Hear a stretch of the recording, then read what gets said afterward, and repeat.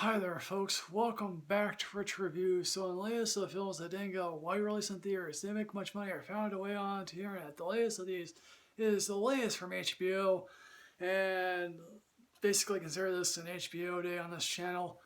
And this is the Deadwood film. And this has one of the most arduous journeys to be made into a film I've heard in recent years. And considering that the show was abruptly canceled in 2006, and HBO basically claimed, oh yeah, it's not canceled, it's just not coming back. And it was originally envisioned to be two-hour films, and then that fell through. And then there was a script written, and for a very long time, Timothy Oliphant didn't want to do it. Timothy Oliphant's on the record as saying, more or less, if you think it's hard to get people for a barbecue together, try getting all these people for the schedules to line up and get them on a set for 2 months out of the year. That is almost impossible sometimes. Sadly, that Milch realized he had Alzheimer's when writing the script. Again, this is credited to Milch, although his daughter and Nick Pizzolatto had some help in writing the screenplay. Now, of course, Deadwood was based on an actual town. It was seized illegally from the Sioux. This town attracted some really rough people. It was a lawless town. It's pretty hard to get to. This movie is set in 1889. In which, oh yes, South Dakota has become a state. And we're all like, yay! And so, as we see in the opening of the film, that mirrors sort of the pilot, Calamity Jane, played once again by Robin Weigart, strolls to the town, basically drunk off her ass. And she basically pines for, Joni Stubbs, once again played by Kim Dickens. Hey look, lesbian is always wonderful in the Old West, including Jeffrey Jones, which sadly, that's a little bit creepy to understand what happened to Jeffrey Jones there for a few years. It's sad to honestly know that Robin Weigart is actually 49. Calamity Jane would sadly only live to be 51 years old. She would die of alcoholism. Deadwood is a much more classier town, much more dressed up. That's because Deadwood sadly, half of it burned down to the ground in the late 1870s. But of course, this is still Deadwood. Seth Bullock, once again played by Timothy Oliphant, who I guess is now a sheriff and also running the Bullock Hotel. That is actually a real hotel that is still there. I actually went to Deadwood and I saw the hotel for myself. Basically, today is statehood day for Deadwood, and that brings basically everyone back, including Alma Garrett, played by Molly Parker, who brings Sophia in tow, and in bringing with the series, Sophia barely says anything. Now, of course, of all the characters, 4 don't make it back to the series. 3 are dead, sadly.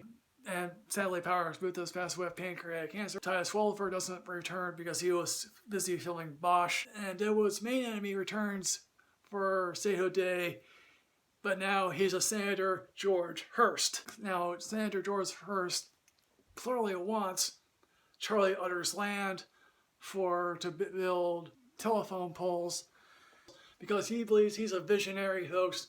People who think themselves as visionaries, as I am inevitable, are always the bad guys. Or Hearst, who basically is not liked by many of the populace. This draws the ire of Al Swearingen, once again played by Ian McShane, who is in a sorry state. He clearly looks like he's dying, and maybe that is reflective of, David Milch. Of course, the plot kicks in at roughly 40 minutes, in which, oh yes, a murder occurs.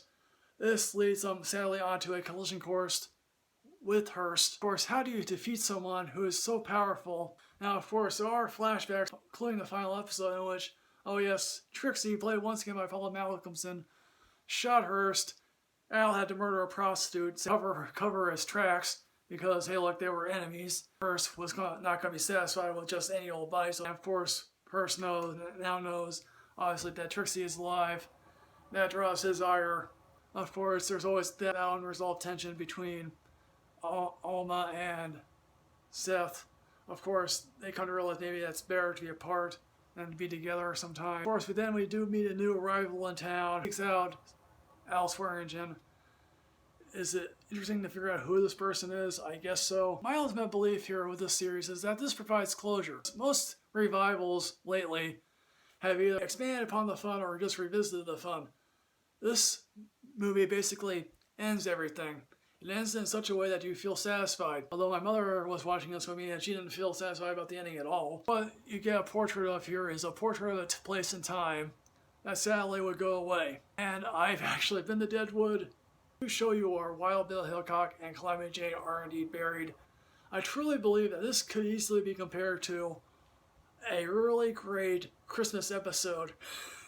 How time mellows out people but hardens others. And I think there's really one great shootout. Also, you do get Garrett Dillahunt in a cameo. Apparently it's one of those blanket and miss cameos considering that he played 2 roles in this series. And also we do get a brief flashback of the time Wild Bill Hickok was shot.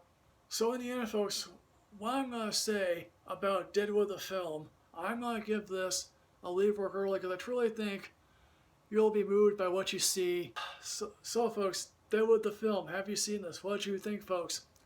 As always, folks, like, comment, subscribe, or rid yourself of knowledge. I'll see you next time, folks. Yes, hooray.